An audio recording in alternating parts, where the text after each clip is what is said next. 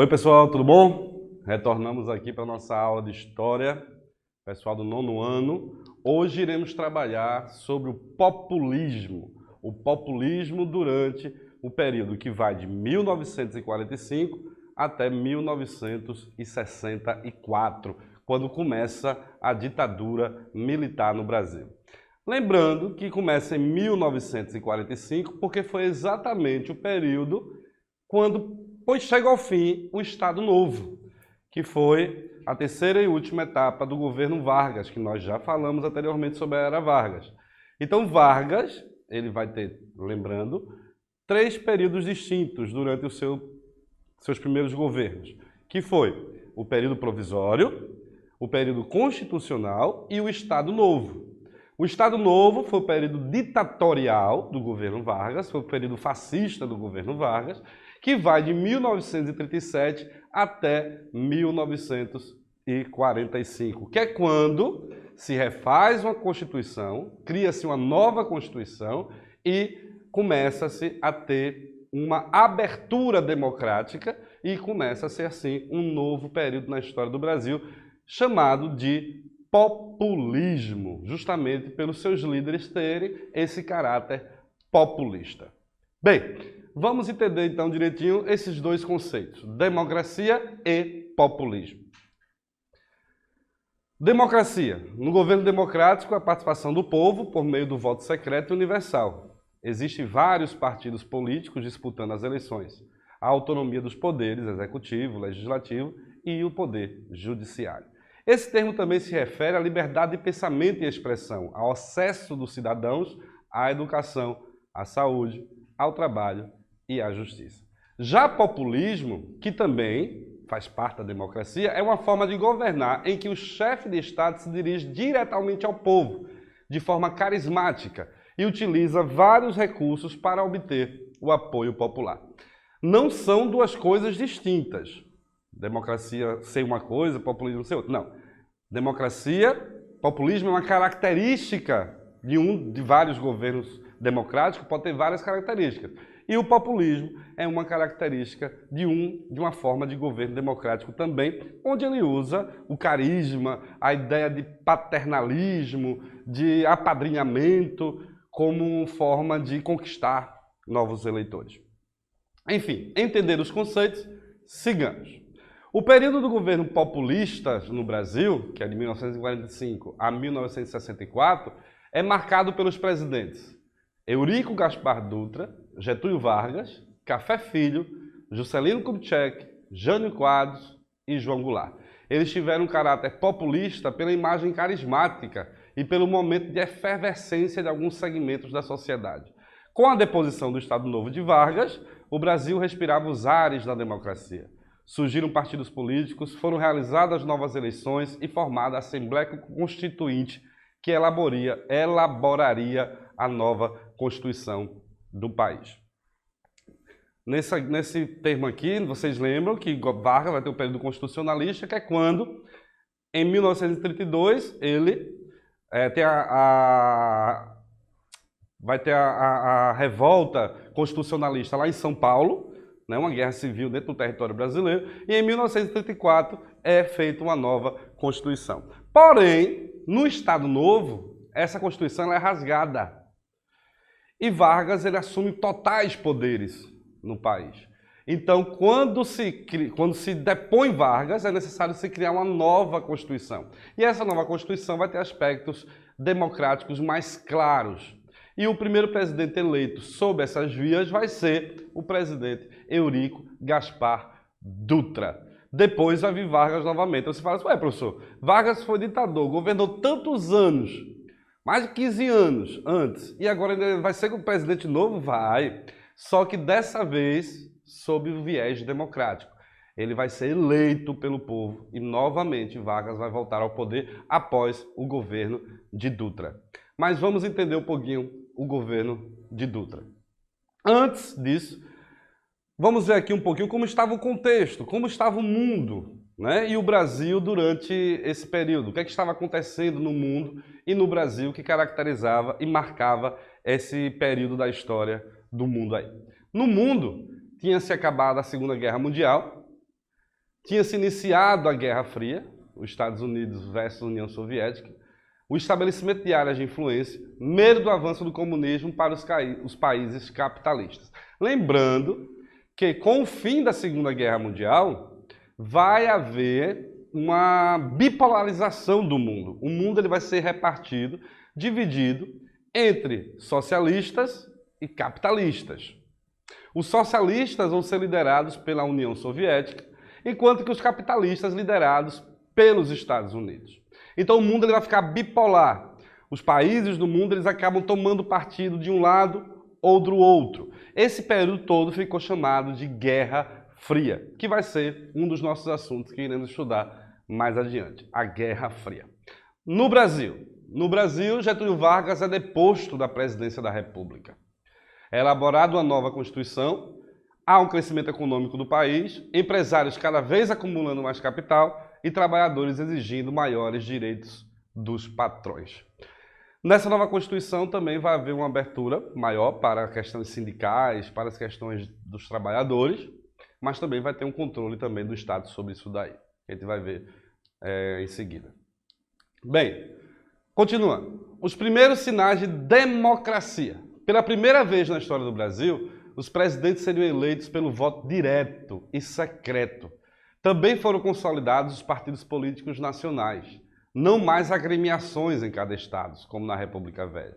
Foram vários os partidos criados, mas se destacaram a UDN, União Democrática Nacional, o PSD, Partido Social Democrático, e o PTB, Partido Trabalhista Brasileiro. Agora tem um pouquinho sobre cada um desses partidos, o que defendia. A UDN ela vai ter como destaque o jornalista Carlos Lacerda, que vai ser um dos grandes inimigos do governo Vargas.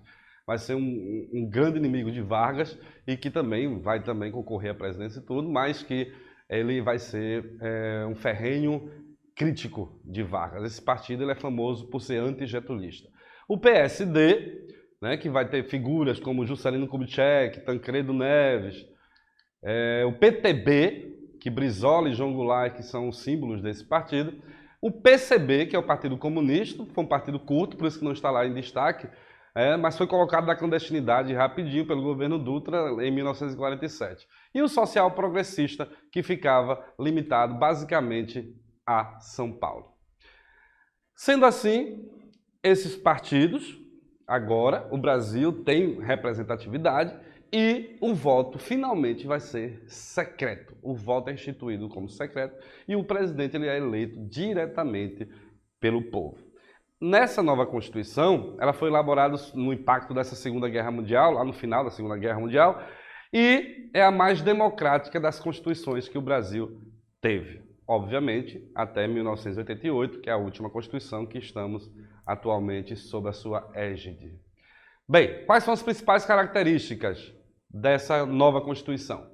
Possibilidade de cassar o registro de partidos considerados perigosos, estabelecia voto direto e secreto, garantia a autonomia dos municípios e dos estados, assegurava o direito de greve, embora esse fosse muito regulamentado, como eu falei anteriormente, previa ainda uma legislação específica para a educação. Agora, dito isto, vamos finalmente aos presidentes desse período, aos presidentes populistas. Em destaque, primeiramente, o primeiro presidente, o governador Eurico Gaspar Dutra. Governador não, presidente Eurico Gaspar Dutra. Dutra ele vai ser eleito democraticamente logo após o período getulista. Quais são os destaques do governo de Dutra? Na política interna, pavimentação da rodovia Rio-São Paulo, instalação da Companhia Hidrelétrica do São Francisco, elaboração do plano do SALT, que prioriza a saúde, a alimentação, o transporte e a energia. Nesse período houve grande aumento da inflação, diminuindo ainda mais o poder da compra do povo. Foi fechado os cassinos, os fins dos jogos de azar no Brasil e o fechamento dos partidos comunistas também, e a cassação dos mandatos parlamentares desse partido. Lembrando que o Brasil estava nesse contexto de Guerra Fria, nesse contexto do mundo bipolarizado, comunistas e socialistas. O Brasil ele já tinha se colocado ao lado dos Estados Unidos, ao lado dos capitalistas. Então, qualquer menção ao comunismo seria perseguido e seria logo descartado. Até mesmo porque os americanos, percebendo uma presença comunista muito forte no país, poderiam intervir de maneira não muito agradável.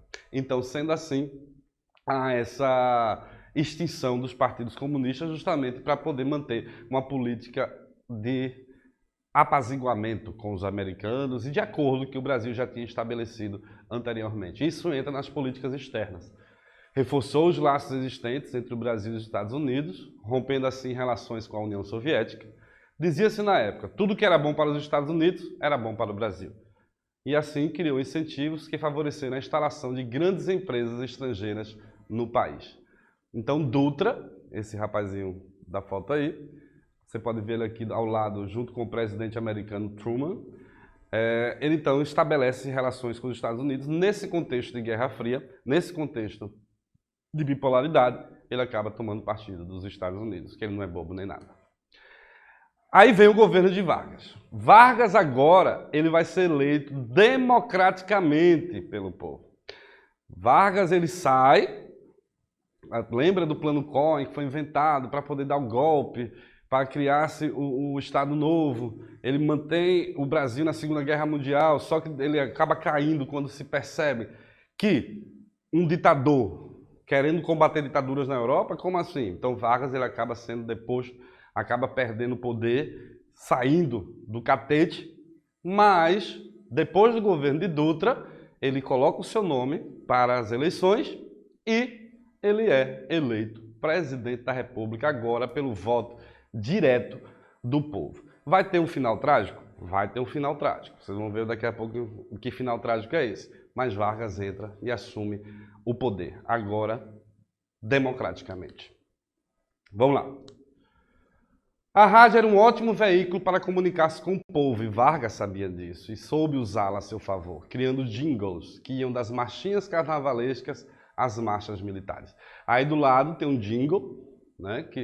Um jingle é essas musiquinhas que os políticos fazem para colocar o número e o nome do político na sua cabeça, que fica repetindo várias vezes durante o dia. Bota o retrato do velho outra vez, bota no mesmo lugar, bota o retrato do velho outra vez, bota no mesmo lugar, o sorriso do velhinho faz a gente trabalhar, o sorriso do velhinho faz a gente trabalhar.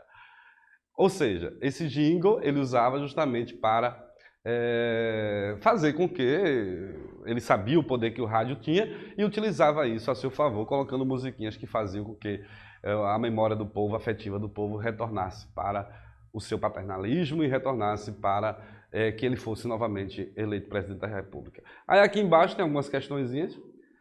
Quais seria o significado dos versos? Bota o retrato do velho outra vez, bota no mesmo lugar, que você pode estar fazendo aí, fazendo análise dessa marchinha aí. Ok, a volta de Vargas. Em 1951, Vargas retorna à presidência da República, dessa vez por meio do voto popular. Vargas se candidatou pelo PTB e recebeu apoio do Partido Social Progressista, vencendo o pleito com 48,7% dos votos. O segundo mandato presidencial de Getúlio Vargas foi marcado por importantes iniciativas na área social e econômica. Vargas retorna ao Palácio do Catete nos braços do povo, agora eleito pelo voto popular, direto e secreto. Aí tem as características e fatos do governo Vargas: nacionalismo e intervencionismo, trabalhismo, populismo e dominação de classes, modernização acelerada, campanha O Petróleo é Nosso, criou a Petrobras e a criação do BNDE, Banco Nacional de Desenvolvimento Econômico. Então, dentre outras atribuições de Vargas, desde os seus primeiros mandatos, né, que tem aí as leis trabalhistas, a criação dos ministérios da economia, da saúde, da educação, da fazenda, melhor dizendo, não da economia, da fazenda, Vargas também ele cria a Petrobras. E a campanha O Petróleo é Nosso começa a ganhar força a partir da criação da Petrobras, que foi um grande marco e hoje é uma das grandes, maiores indústrias do mundo, né? E, se não, a maior do Brasil, no caso, e se não uma das maiores do mundo. Foi criado durante o governo Vargas. Mas não só de benesses vivia o governo Vargas. O governo Vargas também teve uma série de situações conturbadas e uma delas a gente vai ver agora. Políticos da UNN e jornalistas de oposição acusavam Vargas e seu governo de corrupção. Na noite de 5 de agosto de 54, na rua Toneleiros, no Rio de Janeiro, o líder oposicionista Carlos Lacerda foi vítima de um atentado. Este escapou com um tiro no pé, mas seu amigo, o Major Rubem Vaz da Aeronáutica, morreu. Crise política desestabilizou o governo Vargas.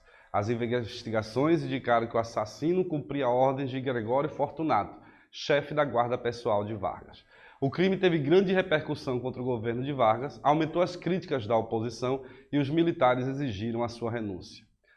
No dia 24 de agosto de 1954, no Palácio do Catete, escreveu uma carta-testamento endereçada ao povo brasileiro e suicidou-se com um tiro no coração. Então, você pode observar que o fim do governo Vargas, como eu disse, foi trágico, né? Vargas acaba tirando a própria vida com um tiro no peito. E diante dessa crise, que vai ser ocasionada justamente por conta de um atentado a Carlos Lacerda, um dos seus grandes afetos, um dos grandes críticos do seu governo, que o acusava grandemente de corrupção, a ele e aos seus correligionários. E tem até um filme da Globo Filme chamado Getúlio, onde Tony Ramos faz o papel de Vargas e narra exatamente esse período aqui da história de Getúlio Vargas. Então é um filme interessante, fica a dica aí para você depois estar assistindo. Tinha na Netflix, não sei se ainda tem, mas é um filme comum, na Globoplay se encontra facilmente. O filme Getúlio, ok? Vamos lá. Aqui tem uma carta testamento de Vargas, né, que foi emoldurada, e a roupa que ele usava durante o seu suicídio. E a arma, né, que ele utilizou para suicidar-se. Depois, passado Vargas, com o suicídio de Vargas, quem assume é o seu vice, o governador, é o presidente Café Filho, que vai de 1954 a 1955. Ele fica apenas alguns meses na presidência, apenas um período de transição, até novas eleições serem marcadas, e Café Filho, ele acaba logo depois sendo substituído por Juscelino Kubitschek. O suicídio de Vargas fez com que a breve presença de Café Filho na presidência fosse marcada por uma grande estabilidade. Para acalmar as tensões dessa época, o novo presidente saiu aos meios de comunicação prometendo assumir os compromissos firmados por seu antecessor. Entretanto, a pressão política exercida pelos setores de oposição fez com que Café Filho permitisse a entrada de políticos udenistas da UDN em seu novo gabinete ministerial. Os grandes problemas econômicos da época, a inflação e o déficit da balança comercial, foram combatidos através da limitação do crédito, a redução das despesas públicas, a criação de uma taxa única de energia elétrica e a retenção automática dos impostos de renda sobre os salários. Além disso, para buscar apoio junto aos parlamentares na aprovação de tais medidas, Café Filho declarou que seu governo tinha caráter provisório e não tinha maiores pretensões políticas. Com a saída de Café Filho, é eleito o sucessor de Vargas, Juscelino Kubitschek, que foi um dos presidentes mais audaciosos da história do Brasil. Juscelino Kubitschek tinha como um dos seus motes crescer 50 anos em 5. E ele vai ser ambicioso e vai trazer uma série de mudanças dentro desse período. Lembra quando eu falei que Vargas suicidou-se na capital do Brasil, no Palácio do Catete? Onde era isso? No Rio de Janeiro. O Rio de Janeiro era, então, a capital da República Brasileira. Vai ser com Juscelino Kubitschek que vai ser criada uma nova capital. Lá no centro-oeste do Brasil, lá no estado de Goiás, é que vai se criar um distrito federal, denominado por ele de Brasília, e que é atualmente a nossa capital. Vamos lá, quais foram os trabalhos exercidos por Juscelino Kubitschek? Como eu disse lá, 50 anos em 5. No início do seu governo, JK apresentou ao povo brasileiro o seu plano de metas, cujo lema era 50 anos em 5. O plano de metas consistia no investimento em áreas prioritárias para o desenvolvimento econômico, principalmente infraestrutura, rodovias hidrelétricas, aeroportos e indústria. Quais foram os principais acontecimentos do governo de JK, professor? Foi a construção da estrada Belém-Brasília e usinas, como a de Furnas e a usina Três Marias. A construção de Brasília, que foi inaugurada em 1960, a implantação da indústria automobilística, empréstimos, o que acabou fazendo que o Brasil se endividasse muito externamente. Uma dívida externa foi criada e ficou aí por anos a gente pagando os juros dessa dívida. A urbanização intensa e desordenada e a criação da Sudene, além de inflação e concentração de renda nas mãos de poucos ricos. E em 1960 ele rompe com o FMI. Então, dentre essas feitorias de JK, além da criação de várias hidrelétricas, de rodovias, de formas de unificar o país, destaca-se a criação de Brasília, como aqui na imagem. Aqui embaixo é da rodovia Belém-Brasília e a criação de Brasília, da capital federal do nosso país. Então, sendo assim, diante de tudo isso, nós percebemos que Juscelino realmente ele conseguiu as suas benfeitorias. O Brasil cresce muito durante o governo de Kubitschek, mas também cria-se uma dívida muito grande. O Brasil fica externamente devendo muito. Rompe-se com o FMI, o que vai se gerar também um problema posterior para o Brasil. Então, todo esse crescimento, todo esse investimento de Kubitschek, ele vai ser depois cobrado com juros, porque vai vir posteriormente alguns problemas para o Brasil de dívida e de crescimento desacelerado e também de uma urbanização desordenada. Mas Juscelino cumpre o que ele fala, ele acaba fazendo que o Brasil crescesse muito em 5 anos. Passado esse período, vai ser eleito Jânio Quadros, em 1961. Vamos lá, o governo de Jânio Quadros. Aí tem um jingle de Jânio Quadros, que é varre, varre, varre, vassourinha. Varre, varre a bandalheira, que o povo já está cansado de sofrer dessa maneira.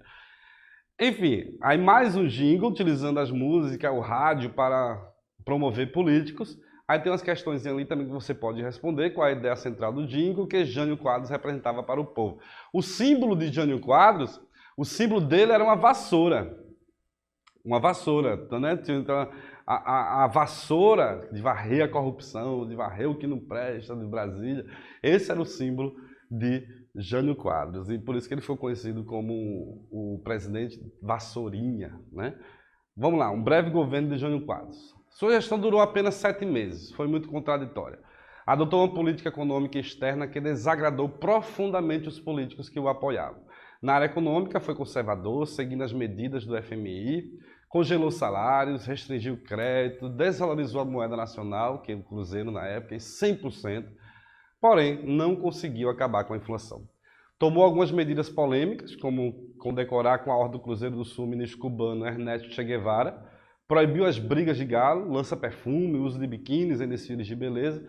Diante dessas ações, perdeu apoio político e Carlos Lacerda foi à televisão acusar ele de abrir as portas do Brasil ao comunismo. Sem apoio político, Jango renuncia, afirmando que as forças terríveis o haviam levado a tomar aquele gesto. Engraçado é que Jânio Quadros ele vai renunciar, acreditando que quando ele fosse pedir a renúncia, né, o povo iria pedir para que ele ficasse, que ele não renunciasse, que os deputados também iriam fazer pressão para que ele não renunciasse. O que ele não contava é que todo mundo aceitou a renúncia dele. E ele acabou saindo do governo, governando apenas o Brasil por 7 meses. Como eu disse anteriormente, os laços do Brasil o flerte do Brasil com algumas políticas externas esquerdistas, comunistas, socialistas, como Che Guevara de Cuba, tendo essas relações, fez com que criasse um olho sobre o Brasil e dizer, epa, ali está acontecendo alguma coisa estranha que é preciso ser combatido. Com a renúncia de Jânio, vai subir ao poder João Goulart, o Jango, que vai governar de 61 até 1964. Após a renúncia de Jânio Quadros, os militares e líderes da UNN tentaram impedir que o seu vice tomasse posse, acusando ele de ser um perigoso comunista. Mas, com a posse de João Goulart, formou-se 2 grupos políticos, um favorável e outro contrário ao seu governo. Brizola e outros políticos da época organizaram a chamada Campanha da Legalidade, que utilizava os meios de comunicação para obter apoio à posse de João Goulart. Diante dessas divergências políticas, a solução encontrada pelo Congresso foi estabelecer o sistema parlamentarista. O presidente exerce a função de chefe de Estado e o primeiro-ministro seria o chefe de governo. A emenda constitucional que estabeleceu o parlamentarismo previa que esse sistema deveria ser confirmado por um plebiscito. O que é plebiscito? Uma consulta popular. Em 6 de janeiro de 63, cerca de 10 milhões de pessoas votaram pelo fim desse sistema do governo e pela volta do presidencialismo. Então o Brasil teve um períodozinho parlamentarista, porque com medo de Jango ser um comunista, de implantar o comunismo no Brasil, como foi feito em Cuba, e como as ligações que diziam que ele tinha com a União Soviética, fez com que, para limitar o poder dele, instituísse o parlamentarismo, onde ele seria o chefe de Estado, mas o chefe de governo seria exercido pelo primeiro-ministro, que inclusive o primeiro-ministro que o Brasil teve nesse período foi Tancredo Neves, que lá em 1985 vai ser eleito presidente na reabertura democrática do Brasil. Isso é assunto para outro período. Mas Tancredo Neves vai ser o primeiro-ministro durante o tempo, mas depois tem um plebiscito, e no plebiscito o povo decide que não quer o parlamentarismo, quer de volta o presidencialismo. E aí, com o presidencialismo novamente retornando, Jango é quem era o presidente, então ele acabava assumindo os poderes de chefe de governo e de chefe de Estado. As características do governo de Jango: lei de remessa de lucros, limitava a quantidade de dólares enviados pelas multinacionais para o exterior, isso vai desagradar as grandes multinacionais. O descontentamento dos Estados Unidos e da oposição ligada ao DN, plano trienal de desenvolvimento, reforma de base, agrária, educacional, eleitoral, tributária, mobilização intensa de vários setores da sociedade brasileira, como estudantes, operários das ligas camponesas. Ele acabou se associando e sendo muito próximo desses viés considerados de esquerda. Em 63, retomada dos poderes, volta o presidencialismo, Jango assina no comício da Central, 100 mil pessoas, ele assina a ata instituindo a reforma agrária, que vai desagradar os grandes proprietários de terra, e a Marcha da Família com Deus pela Liberdade, passeata da oposição ao governo de Jango, era formada por pessoas da classe média, autoridades civis, senhoras católicas e empresários. Então, como Jango ele conseguiu reunir 100 mil pessoas numa praça para um comício, ele vai começar o processo de reforma agrária. Tudo isso vai abrir os olhos da elite dos Estados Unidos, que está de olho no Brasil, essas questões comunistas, essas questões socialistas, de repartição de terra. Tudo isso vai fazer com que Jango perca o poder, impulsionado também pelas famílias de bem, pela igreja, que vai estar apoiando o fim, a destituição do governo de Jango, e com isso, em 1964, o golpe acaba acontecendo e Jango é destituído do poder, assumindo assim os militares, iniciando o período da história do Brasil conhecido como ditadura militar. A ditadura militar começa em 1964 e vai até 1985. Para terminar, está aqui um trecho da carta Suicídio de Vargas, onde Vargas ele escreve essa carta, e aí tem 3 questõezinhas que eu gostaria que vocês fizessem num caderno, para fixar um pouquinho, e depois a gente vai analisar, vocês podem estar depois respondendo isso com mais calma em casa. Aí está a carta Testamento de Vargas, que eu não vou ler porque o nosso tempo já está curto, mas você possa ler ele na íntegra e responder essas 3 questõezinhas aí. Tá ok? Sendo assim, foi ótimo falar com vocês. Até a próxima aula. Tchau, tchau.